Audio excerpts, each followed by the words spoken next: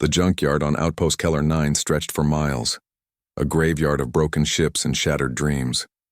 Grant Harlow navigated through the twisted metal skeletons with the practiced ease of someone who'd seen too many battlefields. His mechanical leg whirred softly with each step, a constant reminder of the war that had taken his youth and left him with nothing but scars and silence. He wasn't looking for anything in particular that day. Just walking, always walking. It was better than sitting in his cramped quarters, staring at walls that seemed to close in tighter every night. That's when he heard it. A low, rattling growl that made his combat instincts flare to life. Grant's hand went to the plasma pistol at his hip as he rounded a collapsed freight hauler. What he found made him freeze. Chained to a rusted support beam was a creature he'd only seen in classified military files.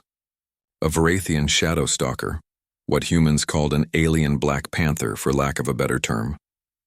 But this one was nothing like the apex predators that had terrorized human colonies during the Varathian conflict. This one was dying. Its obsidian fur was matted with dried blood and synthetic oil. Deep scars crisscrossed its flanks, some old, some fresh. One eye was clouded with blindness, and its breathing came in shallow, painful gasps. The chain around its neck had embedded into the skin, and Grant could see the infection spreading in sickly green tendrils. "What the hell did they do to you?" Grant whispered.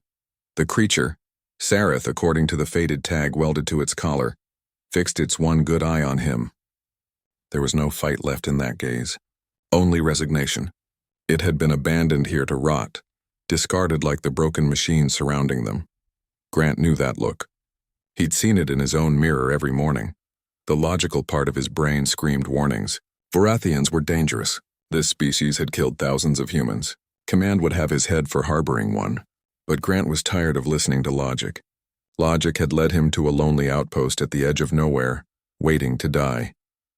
"Easy now," he said, holstering his weapon and approaching slowly. "I'm going to get you out of here." Sareth didn't move as Grant worked the lock with his multi-tool. When the chain finally fell away, the creature collapsed. Grant caught it, all 300 pounds of muscle in desperation, and nearly went down himself. "You're heavier than you look," he grunted, adjusting his grip. "Come on, old-timer. Let's get you home." The first week was hell. Grant had converted his storage unit into a makeshift recovery room. He cleaned Sareth's wounds with antiseptic that made the creature howl in pain. He fed it synthesized proteins through a tube because its jaw was too damaged to chew. He stayed awake for 72 hours, straight when infection fever nearly killed it. The other veterans on the outpost thought he'd lost his mind. "That thing's gonna tear your throat out the second it gets strong enough," warned Martinez. His neighbor, Grant, just shrugged. "Then at least I'll die doing something that matters." But Sareth didn't tear anyone's throat out. Slowly, impossibly, the creature healed. Its clouded eye cleared enough to see shadows. The wounds closed into thick scars that matched Grant's own. And one morning Grant woke to find Sareth standing over him, head tilted in what might have been curiosity. "Morning," Grant said carefully. Sareth made a sound. Not quite a purr. Not quite a growl. Then it limped to the door and waited. From that day forward, they were inseparable. 3 months later, the pirates came. Outpost Keller 9 had little strategic value, which made it perfect for raiders looking for easy targets. They hit in the middle of the night cycle, 20 armed criminals against a handful of washed-up veterans with outdated weapons.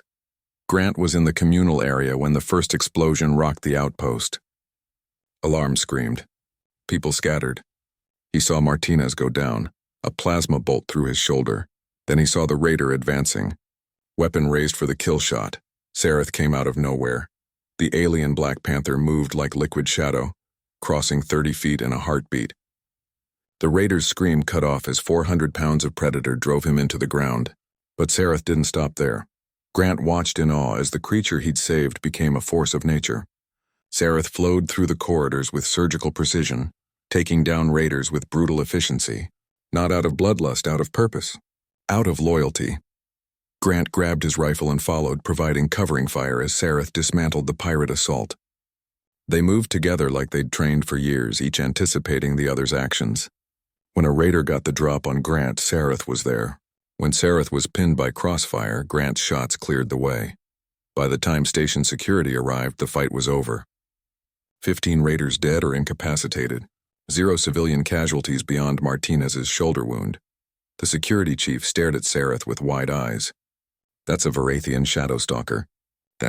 Those are classified as hostile species.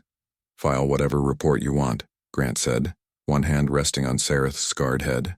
But this hostile species just saved everyone on this station. The incident made interstellar news. Veteran and alien predator defend outpost ran on every major feed. Xenobiologists wanted to study Sareth. Military command wanted it destroyed. Politicians wanted to use it as a symbol. Grant told them all to go to hell.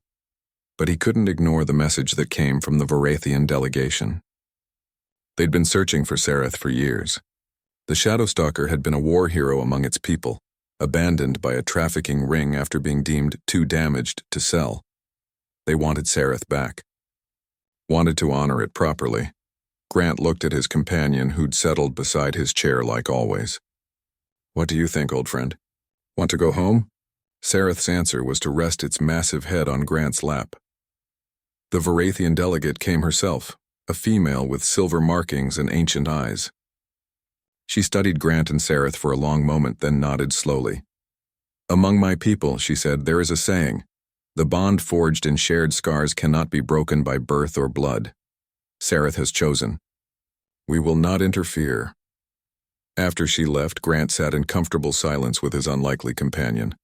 2 old warriors who'd found each other in a junkyard, both scarred, both discarded, both saved. You know, Grant said quietly, I came to this outpost to die, thought I had nothing left to give. Sareth's low rumble might have been agreement or comfort, maybe both. Guess we both needed saving. Outside, the stars wheeled overhead, indifferent to the small miracle that had occurred in the rust and ruin. But Grant Harlow and Sareth didn't need the universe to understand. They had each other, and for 2 old soldiers at the end of their wars, that was enough. That was everything.